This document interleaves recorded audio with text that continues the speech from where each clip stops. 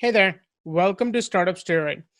I'm really excited to share this new video series with you today because this video series really captures a new and very exciting model for starting new companies.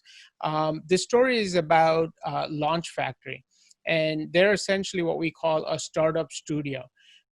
Which means they go through the ideation process, recruitment process, and incubation to really launch new and very innovative companies that have all the resources they need to really grow very, very quickly. So it's really taking that startup model, the traditional model, and turning it on its head. And we wanted to share that journey with you. Fair warning, this company is fundraising. Launch Factory is fundraising right now, and we are investing. And if you're interested in joining Launch Factory, please get in touch with us. My email address is on screen. Feel free to shoot me an email. And we also have all of the links for us as well as the folks at Launch Factory that you can get in touch with them directly if you'd like. Having said all of that, let me just give you a quick background on the video series. The video series is essentially 6 videos. The first 3 are of the principles of Launch Factory. The first 2 are the 2 co-founders, Brad Chisum and James Hereford. Both of those guys are brilliant. They've had very successful careers in their own right, and now are partnering to really start Launch Factory. And the third interview is with Kim King. Kim is, again, has an amazing background and is very experienced in the startup world. So you can hear her story as well. She's relatively new to the team. She's been an advisor for Launch Factory for quite some time, but now she's actually joining the team and also becoming a partner in the upcoming fund. So that's a really interesting interview. And then the next 3 interviews are of 3 companies that they've already started. So the first company they started in 2019. And again, that company is already surpassing all expectations and is growing very, very rapidly. And the next 2 companies they started in 2020 this year. And both of those CEOs are also brilliant. So you'll get to meet them in this video series.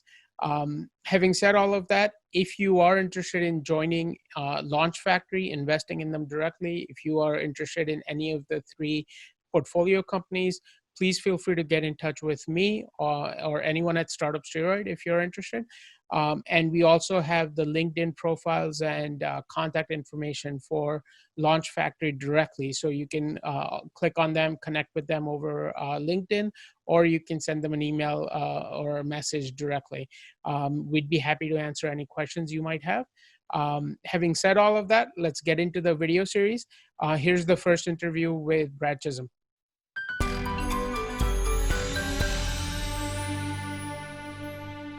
Hey, Brad, thank you so much for joining me today. I'm super excited. I spent the day with your whole team, got to know everybody. We've had a conversation before that's already in the archives, but I want to sort of just rehash some of those things and learn about your background, learn how you started Launch Factory, and what the plans are. So let's get into that a little bit. Tell me, just remind us about your background and how you sort of started Launch Factory. Yeah, of course. Yeah. So I started off life as an engineer, coming out of undergrad. That's what brought me to San Diego. And I was in the semiconductor industry. So in the semiconductor industry, fabs have a bad habit of closing down and going out of business. And so that's what happened. So I had to choose between relocating to Phoenix, which I was from El Paso, so I could handle Phoenix weather, right? Or I could go do R&D at the Navy. And so I thought that would be pretty cool. And so here I'm doing R&D at the Navy. They have this semiconductor facility, and I got to use all these really cool equipment, do really cool projects, and I didn't like it. I didn't like it because deep inside, I was a closet entrepreneur, and I really wanted to go start a business, and I had no idea how. I knew nothing about business, and this started to become obvious to me because I'd come up with what I thought was a good idea, and then you look into it a little bit, and I'd realize, I don't even know how to look into this idea. So I started working on an MBA at night. Okay. And this was pretty good because what I was able to do was, do this at night, figure out what I wanted to do. But then more than that, I found this one technology at the Navy that I really liked. And I talked to the inventor. It turns out he had entrepreneurial ambitions himself. And so what I was able to do was in all my class projects, they factually let me use that technology as the class project. So use the MBA program as an incubator, right? So business plan writing class, did a whole business plan around that. Did every class I could use this technology, and then we ended up licensing that from the Navy, and that ended up being my first startup company. So we licensed that technology from the Navy. We built the company up, and ultimately were acquired by Google in 2014. And it was this big roller coaster, right? Right. Things went well, things went terrible. We almost went out of business, and we succeeded. So almost every startup company has that story. Mm-hmm. But when you go back and look at it, there were a lot of things that could have gone the other way, right? Like it was luck as far as I was concerned, and that. Well, I knew I wanted to go do another startup company, but I wanted to do it in a way where that luck.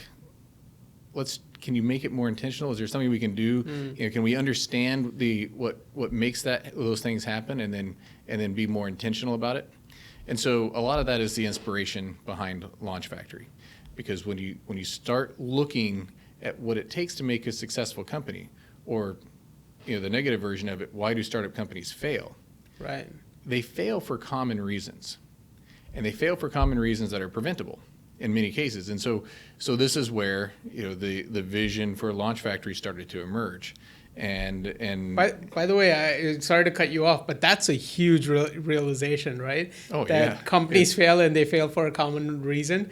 So talk to me a little bit about that. That obviously is from your experience starting your own company and being successful over the course of a few years and going through all of the twists and turns. But what was that aha moment like? So it's one of these things. So both Richard, he was a co-founder. Both of us, engineering backgrounds. Of course, I had switched over to the business side of the equation. But when you're thinking about your business as the engineers, the tech guys, you keep thinking about the technology, right? Like, how are we going to develop it? Like, what are the limitations? How do we address those? You're very technology focused because you have it in your mind that once you figure out the technology, then the business stuff will just happen. Now you go look at the reality of the situation. There's a number of times we could have gone out of business. Right. Never was it because of the technology. It was always because of something on the business side, right? And it happened a lot, right? And if you look at the things that really made a big difference for us, they were things that were on the business side.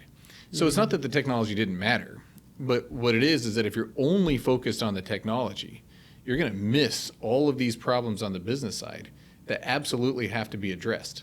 Right. And so it's when you start looking at it, and I think for people that are business people, it's probably fairly obvious. I mean, if you have a startup business, if it's not going to succeed, it's probably going to not succeed for business reasons, right? So, but for me, that was a big realization, and I think for a lot of tech entrepreneurs, that is a realization. And then, of course, I went and you go do some research on this, and you find that the data says, yeah, absolutely. Yeah, exactly. You look at why startup companies fail, and it's almost never because of the technology. Yep. And you look at what the differentiators are of the ones that succeeded versus the ones that didn't. It's best technology doesn't always win. In fact, I would say it doesn't even usually win. Yeah. It should. But there's these other important factors that are on the business side. Right. And that's what at Launch Factory, our goal is, let's think of ourselves as an entity that creates technology businesses with a underline under the word business, right? Right. So that's But it was a realization that took place over time.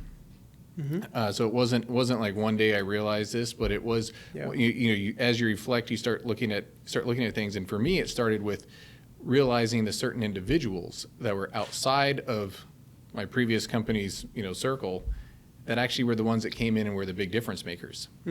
So if it started off as more of an exercise of appreciation for certain individuals, and then you start realizing, wait a minute, there's quite a few of these. Right. And on top of that, what if you look at what they did?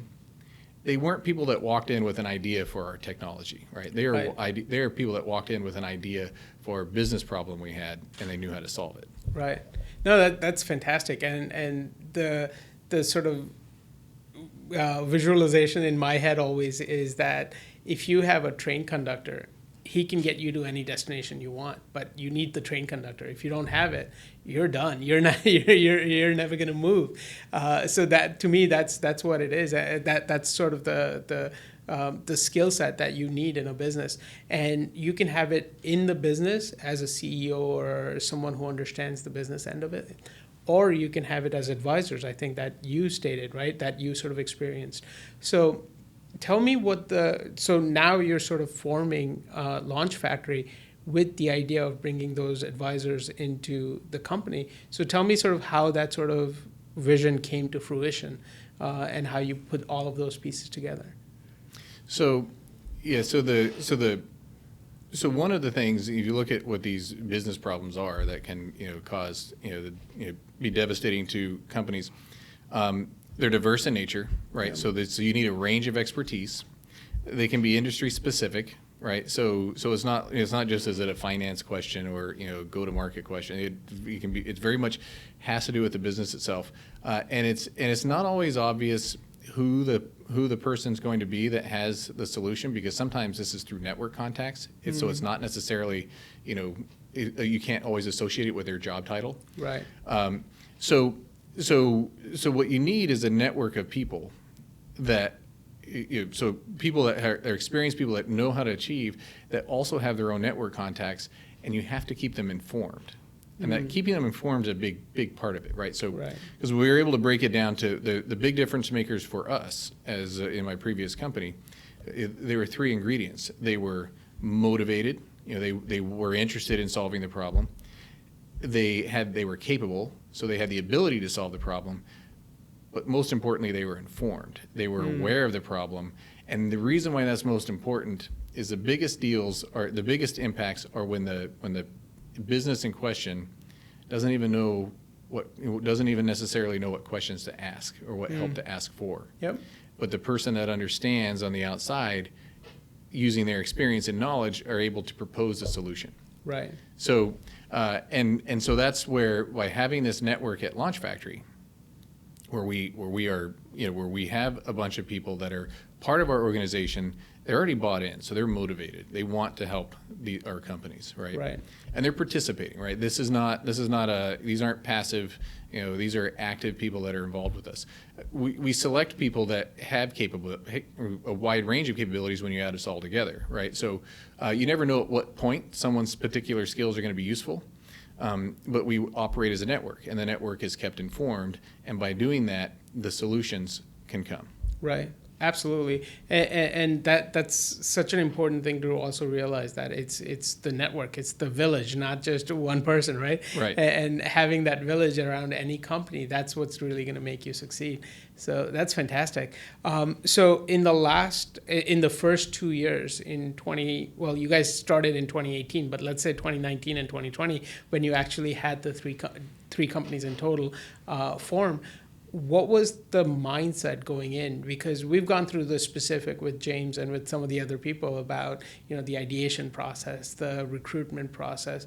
In your mind, what were you trying to achieve throughout that process? I want to understand the big picture also. Yeah. Well, it's, of course, all this goes down to how do you improve startup company success rates, right? So that's kind of at the heart of everything. So one big piece of that, if you think about who the most important people are, if you're the entrepreneur, the most important people in your career path there are the people that allowed you to start, right? So the initial funding source. They're the ones that were willing to place the bet, make this happen, so that you as an individual can live your dream of being a co-founder of a startup company. Right.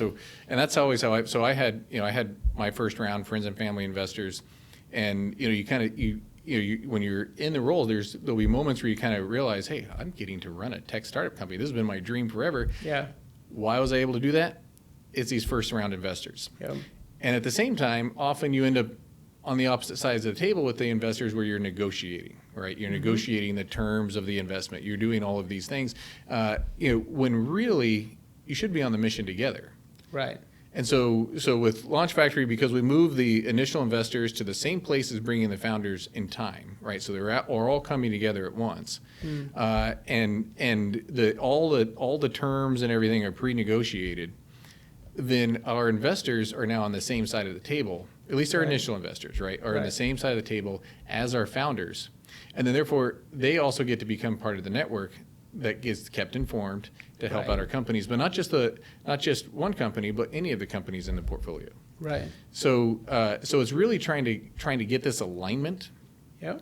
Where we're all part of the same mission. We all win if the company is successful. Right. So how do we structure that in a way where we're all aligned and you don't have any tug of wars going on at the beginning? And so that was a big piece of why we structure ourselves the way we do. Yeah.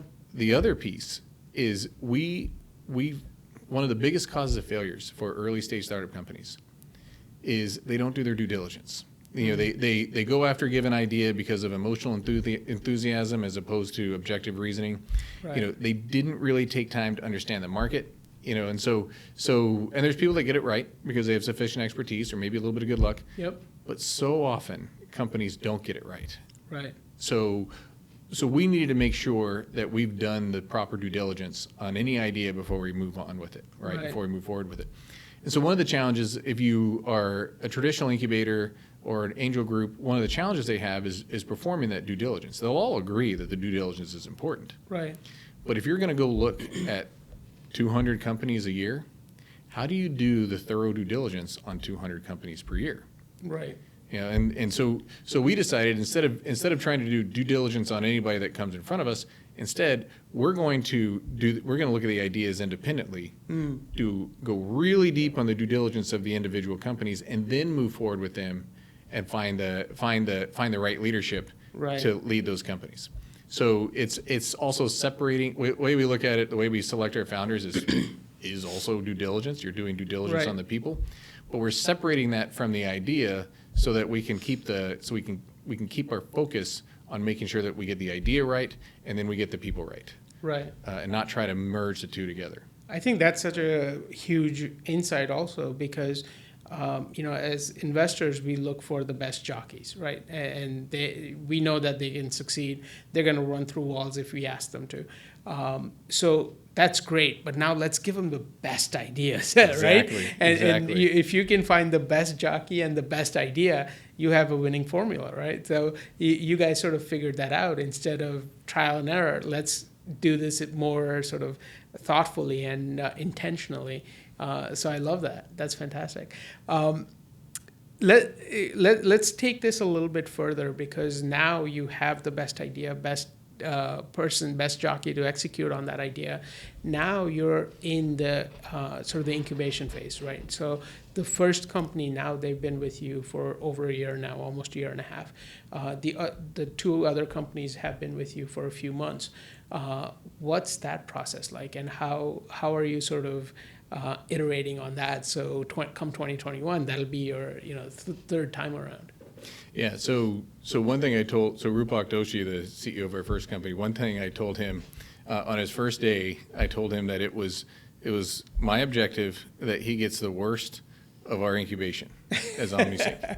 and so part of that was to be funny, but part of it was also I was being sincere with the idea that we're going to get better at our incubation over time. Yep. And as the first company, he's going to be the one that he and Norman are going to be the ones that we're doing most of our learning on, right? Right. And then but they've been great about it, right? So what we do is we take a lot of feedback from our companies and we ask them, is this working for you? Right. Is this beneficial? And so then we use that to incorporate on how we operate. But one of the biggest differences of the way we do incubation versus most incubators is we're extremely hands-on.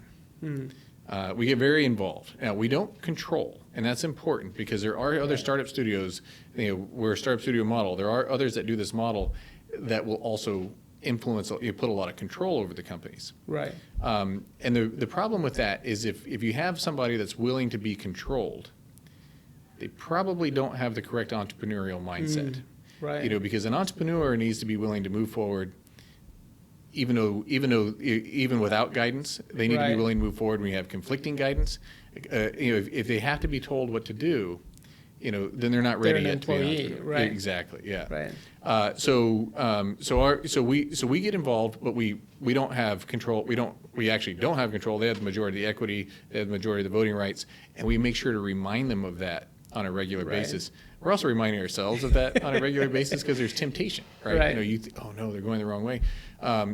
So we work with them and we talk. We make it very much. It's a team effort. Right. But like I meet with each company usually about at least 2 hours a week each. James does even more than that, and we try to work with them on ways that are specifically helpful to them. Right. And one of the things I do, I meet with each one of the CEOs just a one-on-one, and that time actually has nothing to do with their business. That time is just for me to serve as the sounding board and coach on how to think like a CEO. And the business I ran before might be very different than the business they're running now, and maybe I don't even impart any real wisdom into the scenario, right? But I can be that sounding board for them. Right. Right, and I can listen to the problems they're having, and sometimes just having that trusted person to listen to what you're talking about can be really valuable in terms of shaping how you behave in your role. So Right. so that's the kind of nature of the support we provide. It's hands-on. We get involved, but then we're really big on utilizing our network. So knowing what to do and being able to do it will only get you so far. Right. You also need to be able to connect with the people and the entities that are actually going to appreciate what you're doing, and if they're a customer, be willing to pay for those services. Or if they're a service provider or potential partner, be willing to engage with you. And so we also play a very active role in the network outreach. Fantastic. Yeah. So to me, it almost sounds like you provide the sort of the guide rails, right? So to the extent they're moving down the path and they're going, great, keep them going. But to the extent you see any pitfalls, that's when you can sort of, push them back in or something to that effect. Does that capture it? It does. Now we do always emphasize, while we think we know a lot here at Launch Factory, there's also a lot of things we don't. Right. So so we're not. So we always encourage the founders to make sure they need to make the best decision based off their judgment, because on day one we start off, we probably know more about their business than they do because we've done all this due diligence work. Right. That changes very quickly. Right. After the first month, then they probably know the same amount we do, if not a little bit more. And then certainly 2 or 3 months in, now they know more about the business than we do. And so you have to respect the fact that now that they've been working on this longer, their expertise has likely surpassed ours, and that's just going to continue over time.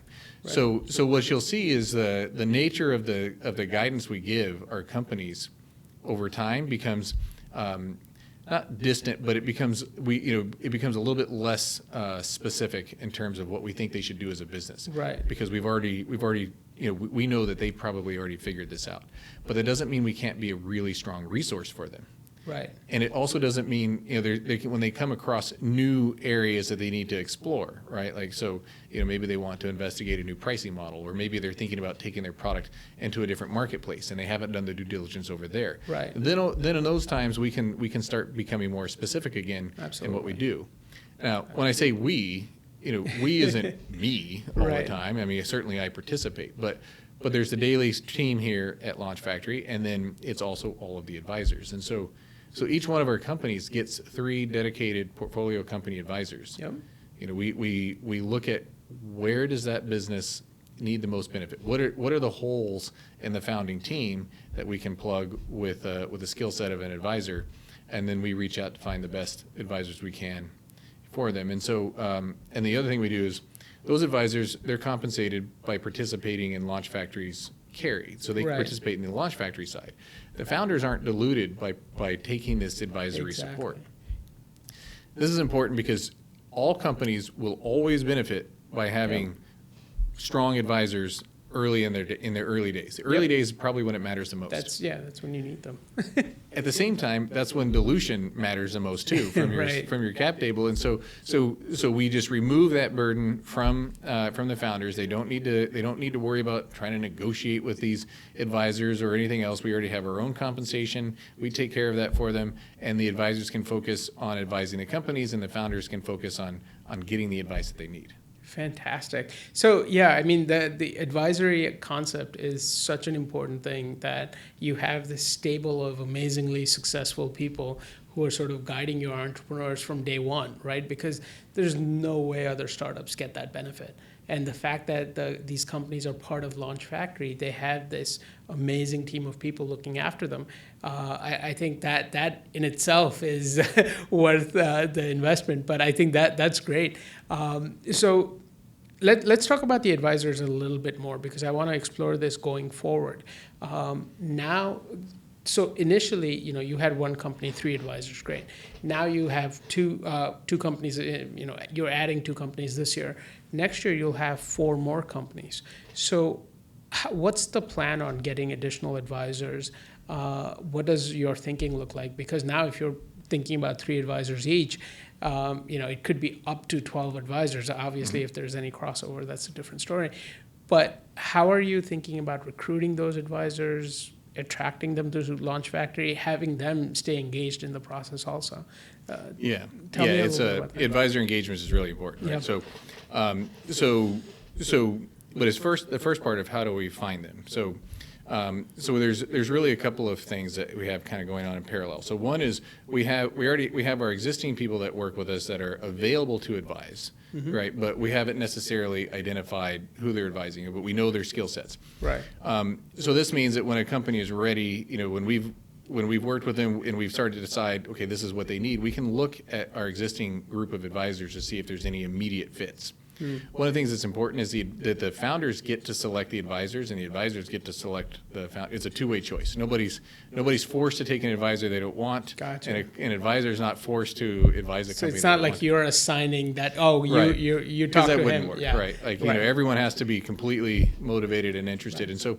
But then what we do is not all that different than say like any job search, right? So we write a description of the characteristics we're looking for out of an advisor, and we put that out to our advisory network. Because in Launch Factory, we have advisors too, right? So so we put that out, and we use that to say, okay, well, who meets these criteria? And if we don't find somebody, usually we'll find somebody pretty quickly that way. Right. But if that doesn't work, well, then we keep persisting. It's amazing what you can do with LinkedIn outreaches and everything else. I mean, so the goal is, each company, when they're looking at who they should have, if they have 3 advisory positions open, they probably should go interview on the order of 21, 24 different people that have been pre-selected. To get to those roles, and so of course we always encourage the founders to do their own outreach. Right. And so what you'll see at least with all of our existing companies, and I imagine that this will continue for most of our companies in the future. They may have 2 advisors that Launch Factory brought to the table, but they have one that they found on their own. And that's we really encourage. We try to help bring in advisors with our network because we think we can achieve a higher quality that way, and we think we can save time. Right. But we're not suggesting that this is a situation where the founders just wait and see how it goes, right? Right. They should always play an active role, and they all do. And that actually puts them in a better position to judge the fit with the founders that we're bringing to the table. And so it's been really great. It's also been good for Launch Factory because some of the talent that our companies have brought in as advisors are like, wow, this is great. Absolutely, it's always great when your entrepreneurs surprise you, right? Oh yeah, well, and the ones we have, they all do, right? And so it's but that's where they were carefully chosen to begin with. So even though they do things that surprise us, the fact that they do things that surprise us isn't a surprise. Right. So Right. That's great. Yeah, and this is such a fantastic story that now I'm putting all the pieces together. The best jockey, the best idea and now a village full of advisors who are sort of best in their field to guide them. So that's a winning formula, in my opinion. So that's fantastic. Let's talk. We'll talk pretty high level about what you're trying to do in 2021 and the next 4 years. In fact, because next 4 years, obviously, you're being much more ambitious. You're launching 4 companies a year, so the difficulty also goes up significantly. So, what's the plan for 4 years, 16 companies? In your mind, how do you sort of envision that going? Yeah. So first, I would say that is our plan, but it's also our baseline plan. So you'll actually see us go above 16 companies over the next 4 years. Okay.